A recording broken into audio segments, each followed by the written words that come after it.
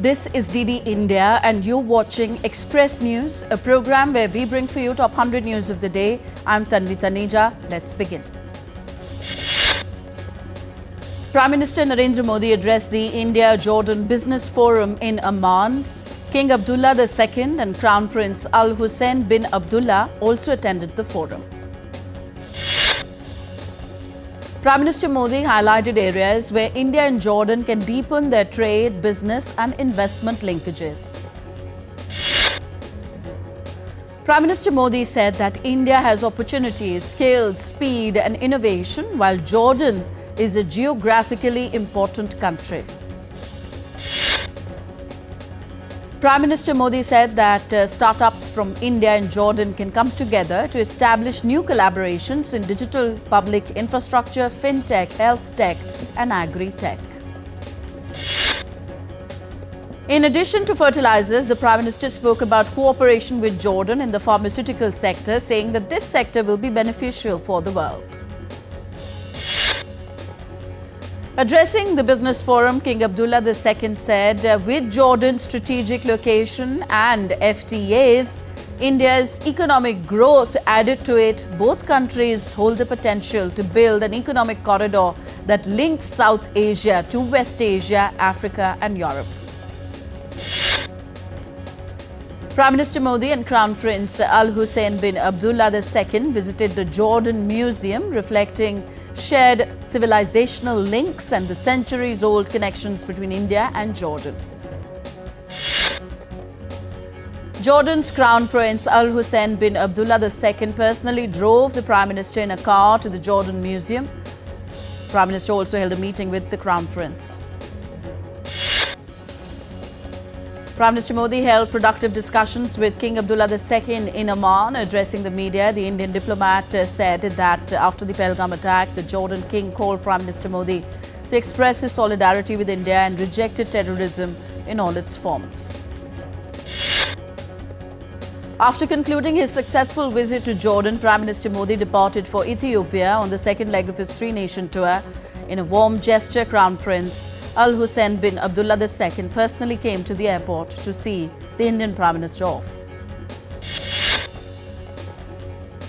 India's External Affairs Minister Dr. S. Jaishankar on Tuesday co-chaired the 16th India-UAE Joint Commission and the 5th Strategic Dialogue with UAE Deputy Prime Minister and Minister of Foreign Affairs Sheikh Abdullah bin Zayed Al Nahyan in Abu Dhabi.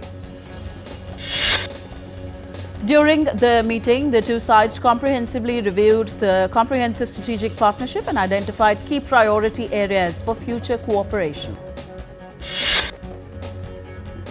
Jaishankar said that the two sides also discussed expanding energy collaboration with a particular focus on civil nuclear cooperation as well as consolidating defense and security cooperation. The Indian External Affairs Minister also called on UAE's Vice President Sheikh Mansour bin Zayed bin Sultan Al Nahyan on Monday in Abu Dhabi. In a social media post, Dr. Jaishankar stated that discussions were focused on strengthening economic and defense cooperation during his meeting with UAE Vice President Sheikh Mansour. In an open debate on leadership for peace in the United Nations Security Council, India's envoy to the UN, P. Harish, said that Pakistan is a global epicenter of terror that needs to credibly and irrevocably end its support for cross-border and all other forms of terrorism. Giving a befitting reply to Pakistan on its unwarranted reference to Jammu and Kashmir in an open debate, Ambassador Harish also stated that Pakistan has a unique way of respecting the will of its people by jailing a Prime Minister and by banning the ruling political party. India calls for more reforms in the United Nations Security Council to make it fit for purpose to tackle contemporary challenges, which is an urgent global imperative. India observes Vijay Divas every year on 16th December to mark the win over Pakistan in the 1971 war. On this day, people across the country honor the courage and sacrifice of the Indian Armed Forces. Defence Minister Rajnath Singh laid a wreath at the National War Memorial. He said on X that the nation bows in pride and gratitude to the Indian Armed Forces who delivered the decisive victory of 1971. India's Education Minister Dharmendra Pradhan introduced the Viksit Bharat Shiksha Adhishtan Bill 2025 in the lower house today. Rural Development Minister Shivraj Singh Chauhan introduced the Viksit Bharat Guarantee for Rozgar and Ajivika Mission Grameen Bill 2025 in the Lok Sabha, the lower house. The bill aims to establish a rural development framework aligned with the national vision of Viksit Bharat at 2047 by providing a statutory guarantee of 125 days of wage employment in every financial year to every rural household. The Indian Navy commissioned the first vessel of the indigenously designed and constructed diving support craft DSC-A20 at the Kochi Naval Base on Tuesday. The event marks the addition of a key operational asset to the Navy's inventory, enhancing its diving and underwater support capability.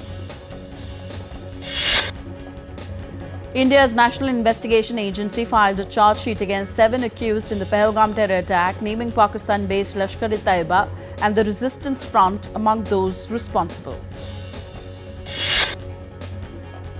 The Luthra brothers, Gaurav and Saurabh, the owners of the Birch by Romeo Lane Club in Arpora, Goa, where 25 people were killed in a fire, have been deported to India. A team of the Goa police arrested the two at the airport.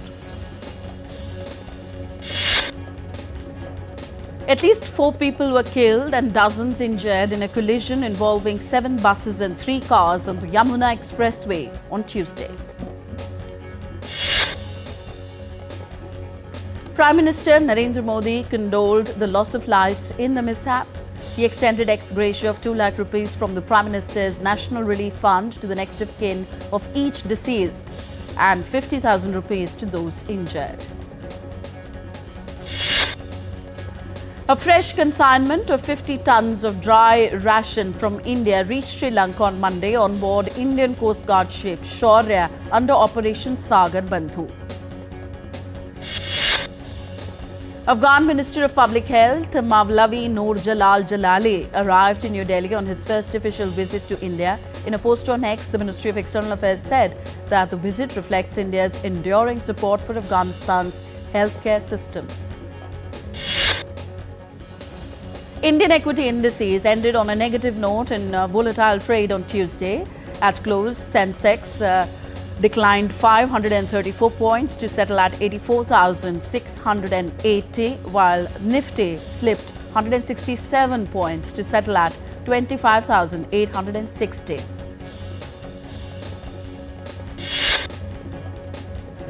Gold futures maturing on the 5th of February next year were priced at 133,780 rupees per 10 grams on the multi-commodity exchange. Silver futures for March 5th next year maturity stood at 197,022 rupees per kilo on the MCX. Indian rupee slumped 26 paise to close at an all-time low of 91 rupees 4 paise against the US dollar on Tuesday. Onto the global energy market, oil prices fell as prospects for a Russia-Ukraine peace deal appeared to strengthen, raising expectations of a potential easing of sanctions. So Brent crude fell 1.5% to $59.67 a barrel. US President Donald Trump said that a deal to end the Russia-Ukraine conflict was closer than ever as European leaders proposed a multinational force to enforce a possible peace agreement.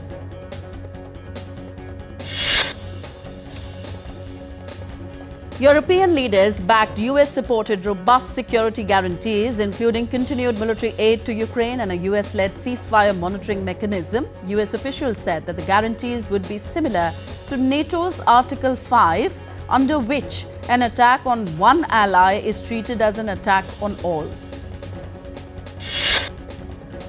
Ukrainian President Volodymyr Zelensky said talks showed progress, but differences remained over territory. Russia said it was awaiting details from Washington on the proposals discussed in Berlin. European leaders, including Volodymyr Zelensky, are set to meet in The Hague today to launch an international claims commission to compensate Kiev for hundreds of billions of dollars in damage due to the ongoing conflict. US President Trump filed a lawsuit seeking at least $10 billion from the BBC over a documentary that edited his 2021 speech to supporters ahead of the US Capitol riot.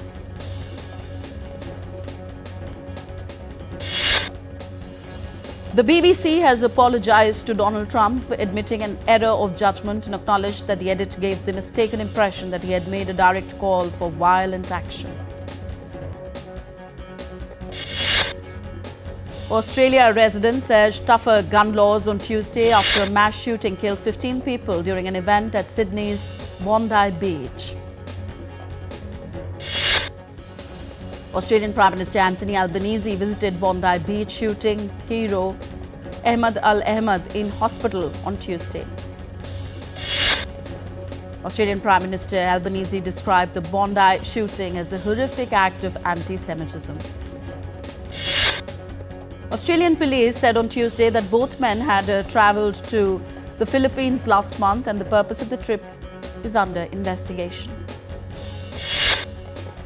Visiting Washington, Jimmy Lai's daughter, Claire Lai, said that her father's death in prison would cause lasting harm to Hong Kong's reputation. US President Donald Trump expressed deep regret over Jimmy Lai's conviction and urged Xi Jinping to consider his release. The US Southern Command reported on Monday that it conducted strikes on 3 vessels in international waters, resulting in 8 deaths. A Paris court convicted former Congolese rebel leader Roger Lumbala of complicity in crimes against humanity committed during the Second Congo War, sentencing him to 30 years in prison. We're heading for a short break here on Express News. We'll be back in just a bit. Stay tuned to DD India.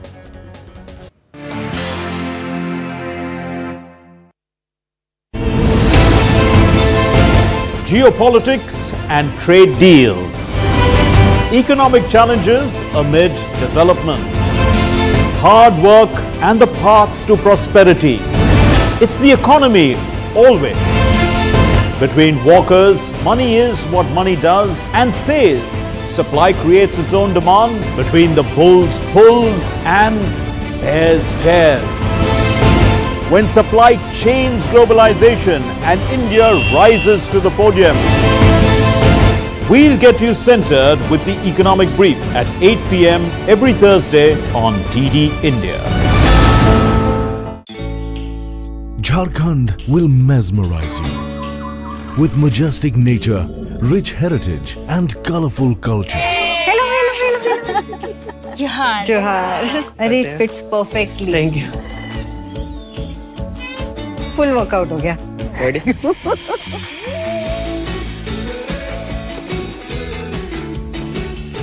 Postcards from Jharkhand on National Geographic.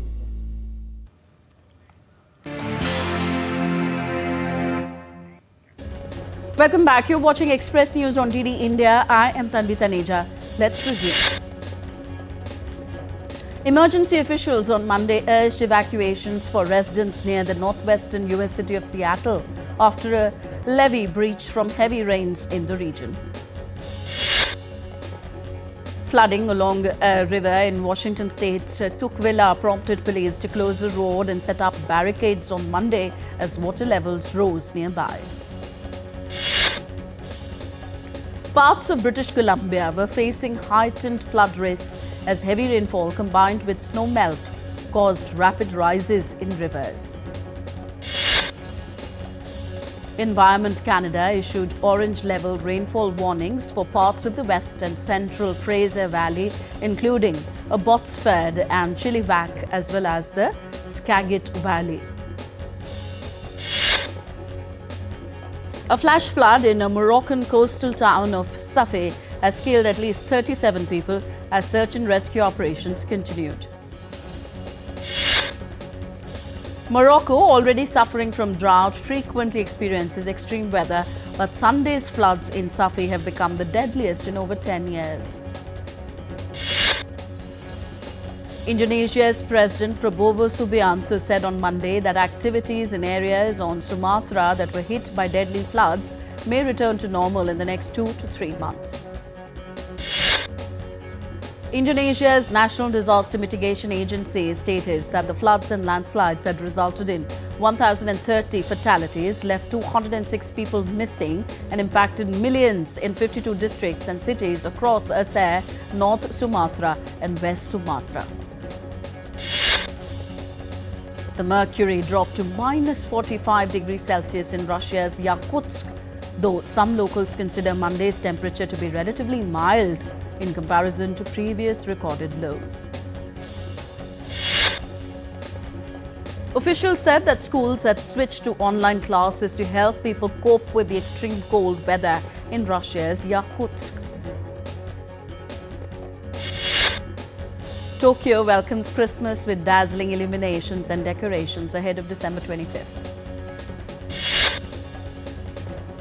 One of the most popular spots drawing crowds every night is Keakizaka illumination, where the street is lit up by about 930,000 LED lights on trees, leading to the famous landmark Tokyo Tower.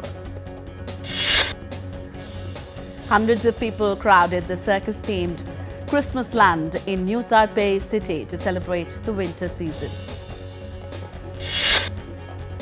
In Taipei, streets near the Taipei 101 skyscraper twinkled with illuminated Christmas decorations as visitors enjoyed a light show every 15 minutes, accompanied by artificial snow blown from the top of a Christmas tree.